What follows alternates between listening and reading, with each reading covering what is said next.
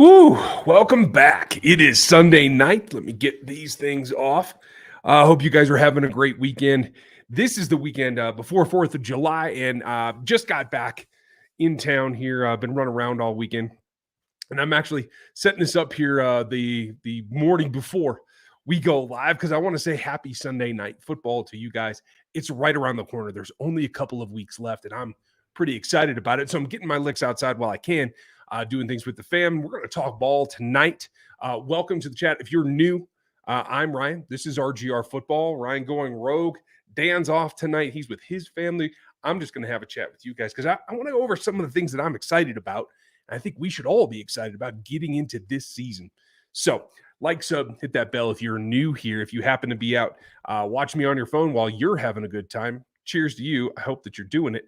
Never mind the glare in the sunglasses. You can probably see the lighting set up in the whole 9 yards. It's very Matrix-like now that I look at it. So, hey, we're going to have some fun with it. I hope you guys are having some fun. This is a great time of year because we're going to get Chiefs a little bit early this year, and I'm kind of excited about that. But we're also going to get a more extended look at them and how they go about doing their thing. Right now, we should all be doing our thing. I hope you guys are doing something like this. Oh, let me get that up there because that's tasty looking. If you're out hitting the grill right now, cheers to you. I hope that you guys are having a good time. That looks really delicious to me. I am ready for that. And we're going to have something similar here. Not the whole thing on the smoker. We have something similar coming tonight as well. Happy birthday out to Chad Henne. I know he's retired, but still, when things come up like this, you want to take advantage of him, and he is the man. You want to say thank you when you can, and that's what I wanted to do tonight. So maybe I still goes down in history as the best retirement ever. On the field still, as you have a beer in your hand after winning a Super Bowl, there's nothing better than that. He's probably got one of the best stories that's ever going to go down in history as a guy that got from this place to the championship to hold that trophy. These things that are just so precious to you, these go a long, long way, right? This is what it's all about. This is what we're all going for. And we get to ride along as part of Chiefs Kingdom a little bit farther than most fan bases get to. And I don't want to lose sight of that, even though it's summer and we have things going on. We all are busy and that kind of thing. I try to remember that, and I try to make everybody else feel good about being able to remember that because it's unique. We are lucky to be in Chiefs Kingdom, and I hope that you guys are feeling that as much as I am. So what's going on right now as I'm starting to gather my thoughts for making my plan for training camp and getting ready to try and figure out what my plan is going to be. My normal plan's been thrown out of whack here because of the Chiefs schedule. Starting that early game on Thursday night is going to be a little bit different, but it will give us something, an early look again at a lot of the young guys. And I'm, for one, am always excited about that because I like to get as much information on who's new in town, who's going to do the new thing as I possibly can. It helps me predetermine what I need to watch when I go to camp. So I hope you guys are planning on seeing these particular champions, these guys that have earned this ring when they get to town, because it's cool. I really am looking forward to seeing one of these in person. And I have shot a review of these rings in particular because they're just so unique.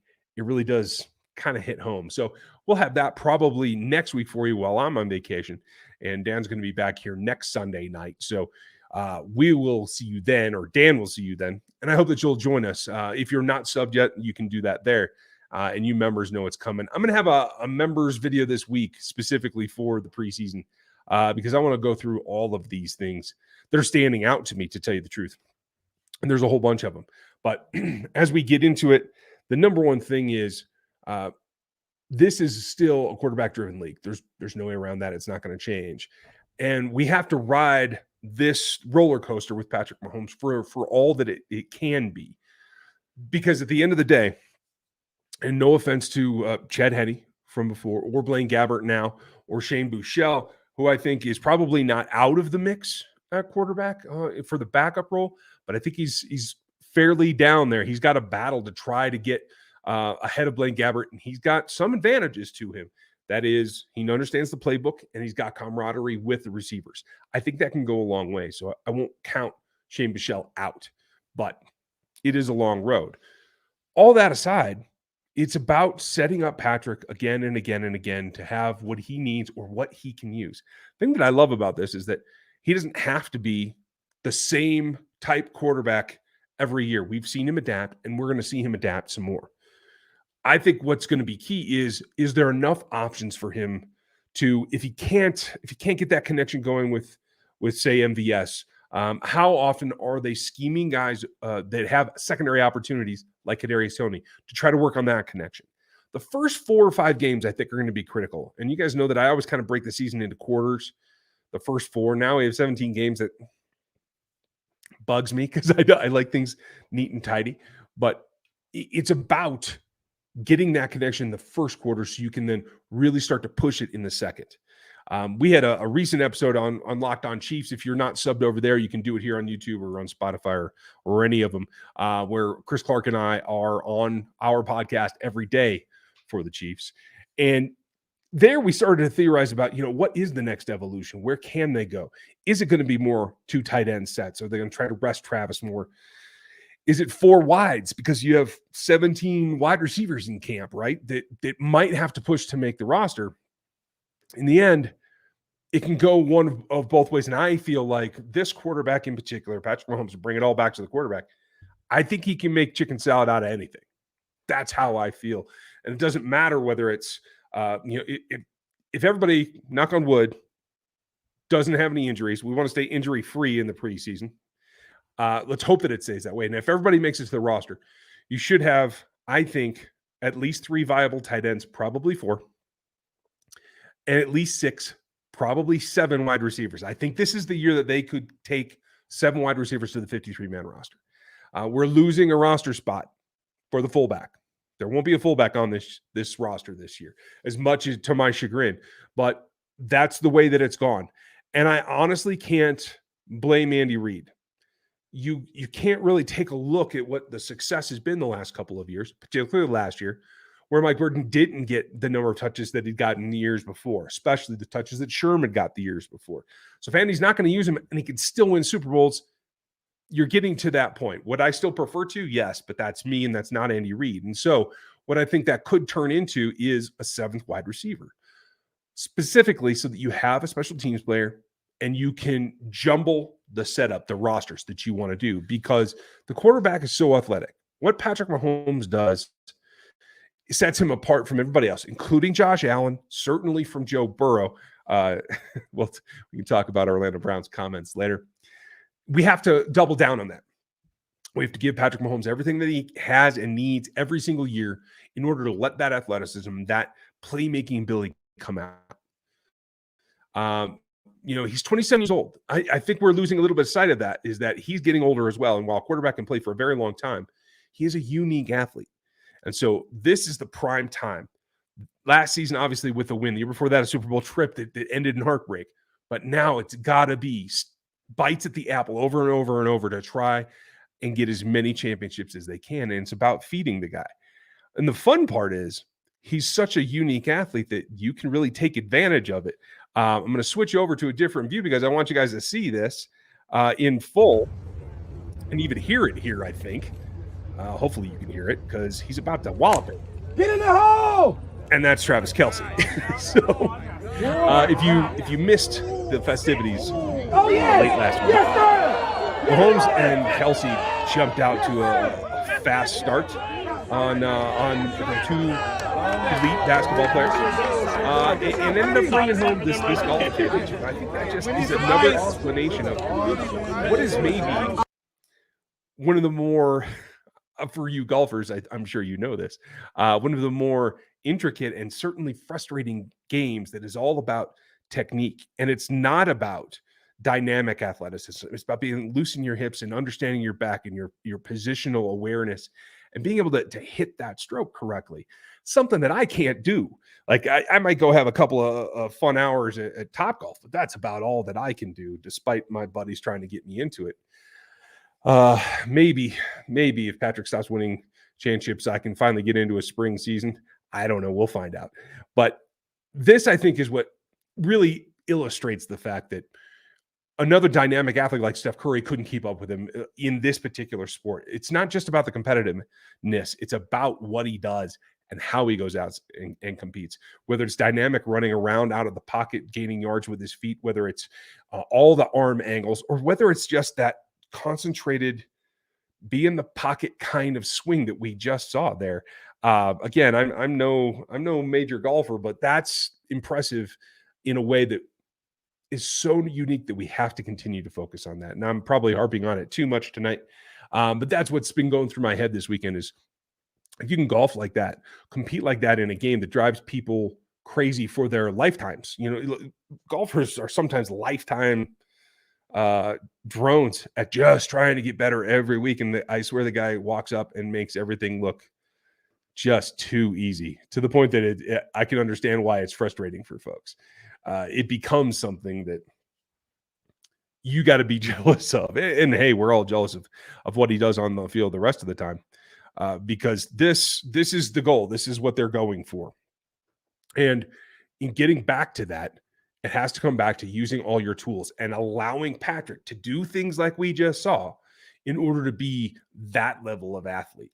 So what do we need here? We need a couple of new performances, big performances.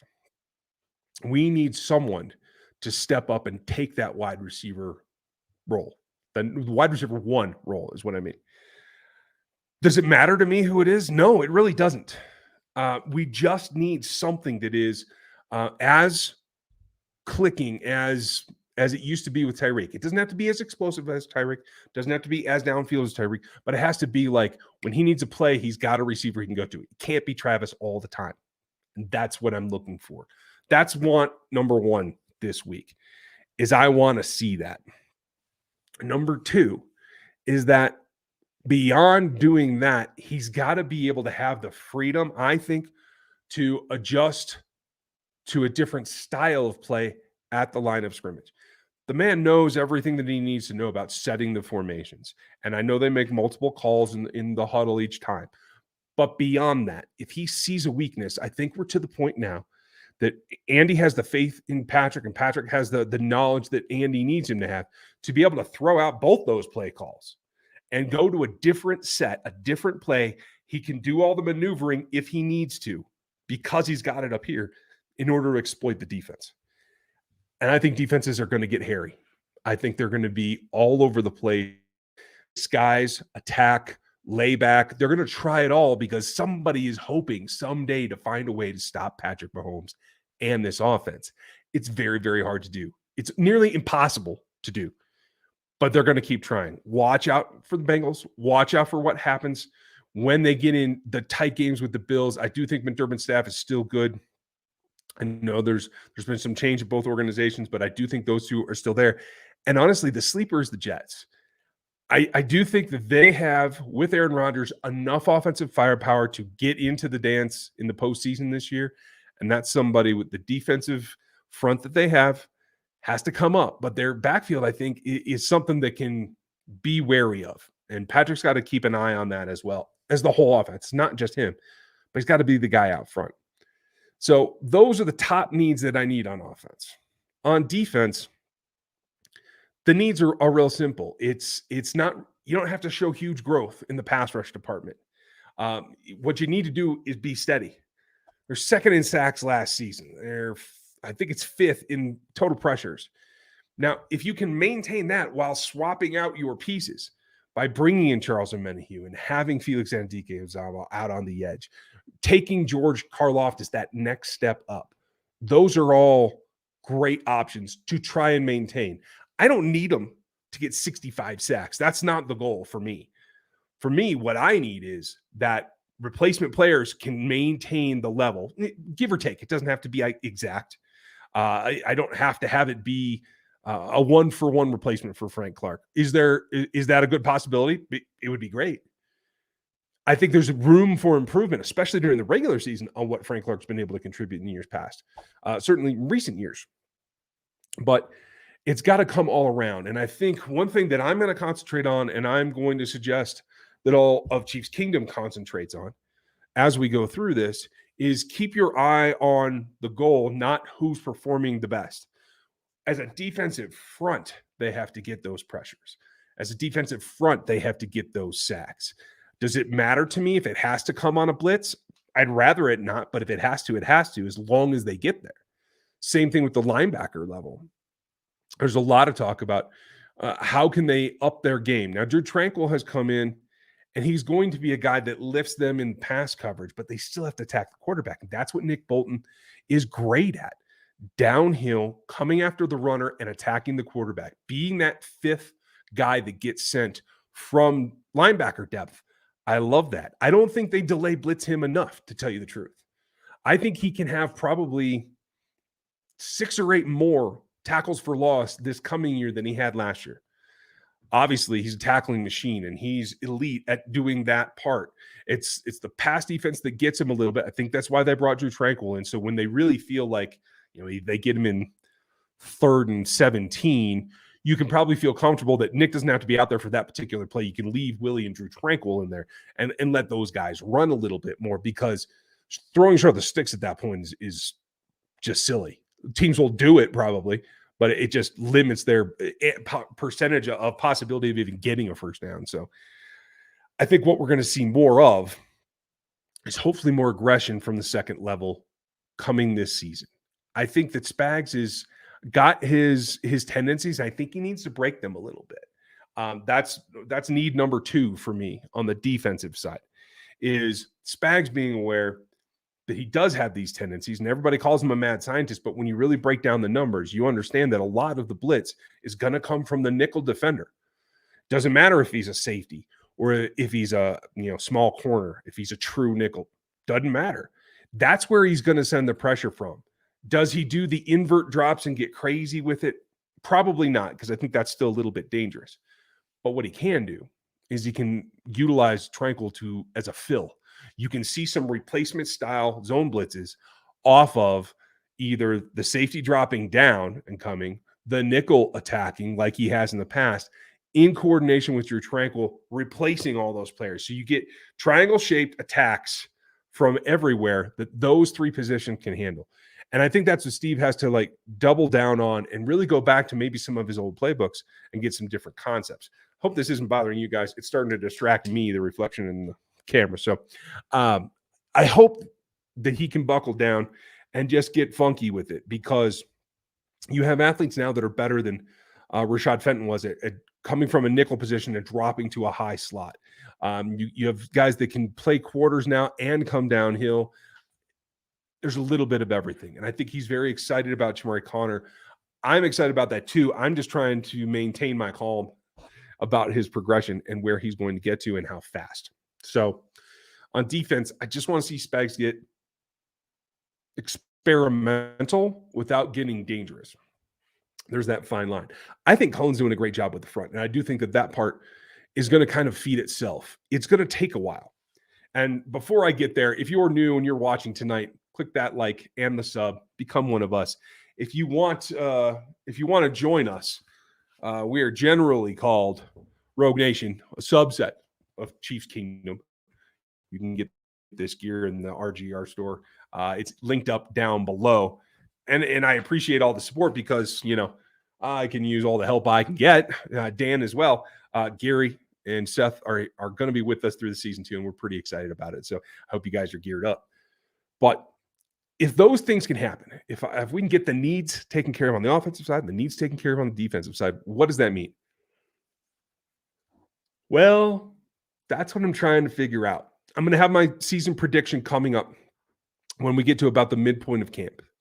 I got to see him on the field before I'll know for sure. But if those things can get checked off the list, there is a possibility that they can even outperform themselves from last year in the regular season. Now, right now, it's still a pretty good gap. I could see him winning 15 games in the regular season. I could see him winning 12. There is that gap right now, because we just got to see some of these things on the field in training camp for us to get a feel for how that's going to work. Is that really there? Is that a reality that we can bank on? And then how do we go forward? The things that are going to help those along are the development of a couple of key players. And that's what I wanted to cover on this second part of the show here tonight is who are the key guys that I think need to take a step forward. And some of them I think are going to surprise you when I break it all down, because there's one thing to be a player that is replacement level, backup level, practice squad level that takes a giant leap, maybe gets on the 53, gets on the field, and now we see him. There's a whole other thing to be a starter that needs to get to an all-pro. That gap is that small versus this big when you're just trying to get on the field. And so those are sometimes the hardest increments to make improvements on. One guy that has to do it no matter what for his career in Kansas City, and honestly for his career going forward, because if he doesn't end up back in Kansas City, he will have interest, but he will affect his outcome drastically, and that's Willie Gay Jr. Willie's seen flashes. We've seen him make some plays. His athleticism, he's starting to, I think, overcome his lack of college playing time in recognition factor, seeing enough reps. But he's got to put it all together. He's got to be consistent. He's got to become a force. As much as Nick is in doing his piece of the pie, attacking downfield, handling the run, being that guy that everything funnels to so he can make all these tackles, Nick's already overplayed his top end expectations in my book. He's hit his upside. If Nick Bolton doesn't improve at all the rest of his career, he has outperformed the expectation for him, and he's done extremely well. Willie Gay hasn't. And that's what I need to see this year. I fear that if he does not, that he will not be back in Kansas City. And I would like to see him continue. I do think he has a great energy that he brings to this roster. And I do think he's a guy that long-term you could see being a part of not just the on-field, but the locker room, the culture around this team that is uplifting, keeps everybody focused on getting back to winning. So he's my first guy. On offense, this is going to sound weird. And it's kind of a raw deal for Trey Smith, but he's always going to be compared to his buddy and compatriot and the guy who lines up next to him, Creed Humphrey. Creed has jumped to the elite level so quickly that we forget that there were serious concerns about two things with Trey Smith when he was drafted. It was his health, which I think they've gotten completely under control, and it was about his feet, being able to be athletic enough to play in this offense. I think he's shown us that. Now I think it's putting it all together so that while we have those pancake plays that we love to watch, I certainly do, there's also some where he gets a little bit behind in terms of what his assignment is, especially on the poles. He'll get out there. Sometimes he's a little bit late, and that has a couple of minuses in the game. If he removes the minus plays, he's going to be a Pro Bowl, pushing all-pro player as well. Whether that's good for the Chiefs right now, before they have to pay him, or after when they do, that remains to be seen. And I think a lot of folks probably in the chat are going to have a bunch of opinion on that. In fact, if you're in the chat tonight, I hope you're having a good chat. Please give a handout to our moderators. They do a great job, and they're all friends of the channel, and I hope that you are as well. But that's opinion for the chat right now. Like, do you want Trey to get to that level, knowing that Creed's going to be there too, and they're both coming up on a payday, a new contract? What would you want to see happen? Because I'd like to see them both be elite, because I think one of probably the most cost-efficient positions on the field is the interior offensive line. Joe Thuney obviously is an elite player, and we already pay him a lot. So continuing to carry that trend in the inside where Patrick's most vulnerable, I feel that that's a great investment. And I think bang for the buck, you can get the most value there. So I have no problem paying him now. What do you guys think? Leave your comments in the chat if you're live, and leave them in the comments down below if you're not. The next guy that I really want to see take a step forward, and I think he's got it in him, because when he played in college, he played with abandon. He knew exactly where to be, and it was his, again, much like Patrick Mahomes, it was his mental makeup, understanding the defense and its structure that really allowed him to excel. I think we can see that from Brian Cook. I think the decision to let Juan Thornhill go and replace him with Brian Cook is confirmation that they took a chance a bit. They identified what they liked on him in college, and that he actually fulfilled that. And so from Spags and Dave Merritt's point of view, I feel like Brian Cook has performed the way they want him to.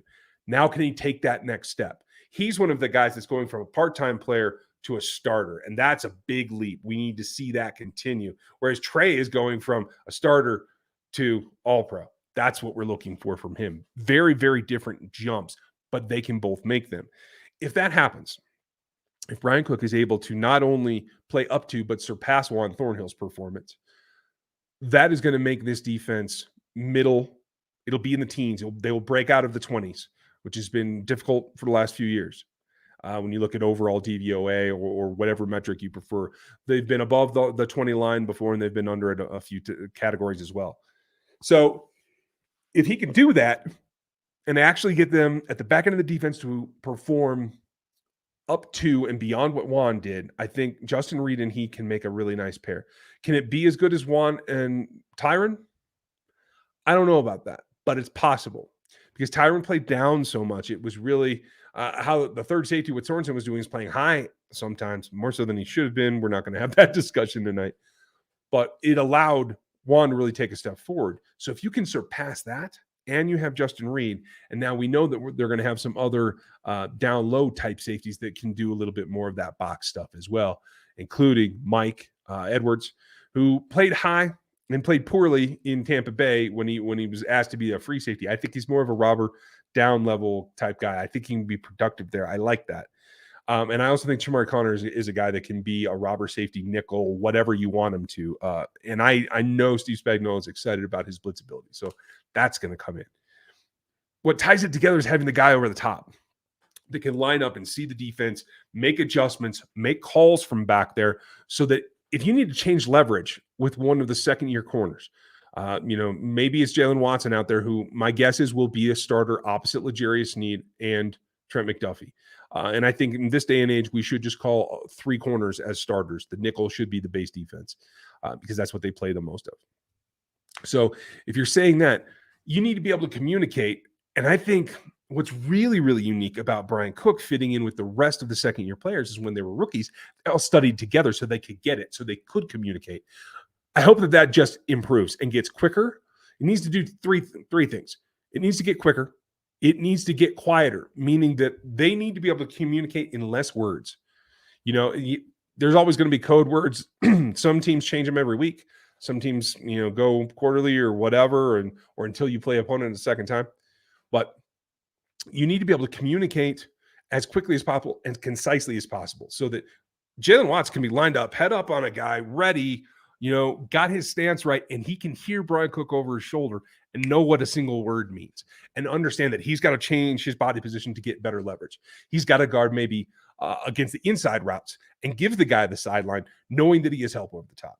That's what they have to be able to communicate. And that's the layer that even we don't get from film because we don't have the audio. We don't understand when that call goes out, when the safety identifies and can understand what he has to make the call to when it actually gets heard by the other player that needs to hear it. That's the interesting part that we don't get the insight from unless we get the mic'd up sessions and those kind of things. So those are things that the second-year players, particularly Brian Cook, need to take a step forward. And the third is being able to be consistent. And I think that Joshua Williams is fighting that. I think that's why he's a little bit behind Jalen Watson right now as we go into camp second year. It's because he's not quite as assistant. He's got better athleticism. He has better long speed. He's got better leaping ability. They both have the arm length, so they're pretty good there. Jalen's a little bit more physical. I think Joshua can grow into that.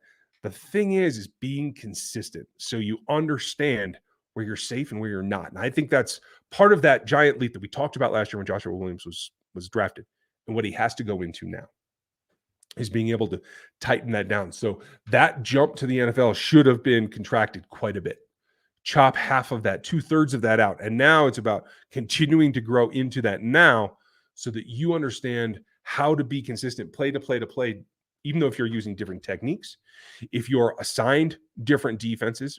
I think they're going to play maybe some more cover 3 this year so that they can move those safeties down and around and disguise a too high look where you can send somebody or try to jump some middle routes, because I do think there's a goal of most offenses in this league to try to get passes behind the linebacker level in front of the safeties. It's kind of a narrow gap, but if you can jump those safeties by having coverage deep, that allows you opportunities to take the ball away. That's what I think they have to look for. That would probably be my number one goal. We'll probably do goals here in another week. That'd probably be my number one goal for the defense is just get more turnovers, period.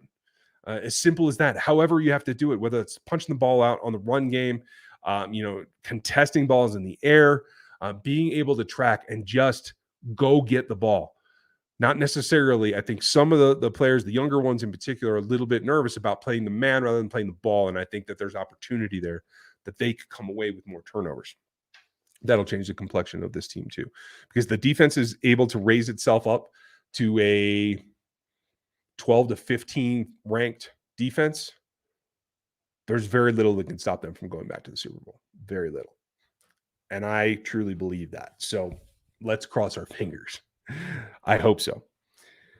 Tomorrow, we're going to answer all your questions. You guys are running the boat here, and I know it's coming off of a holiday, and maybe some of you are still going to be off. I personally have to work, so I will be live tomorrow night.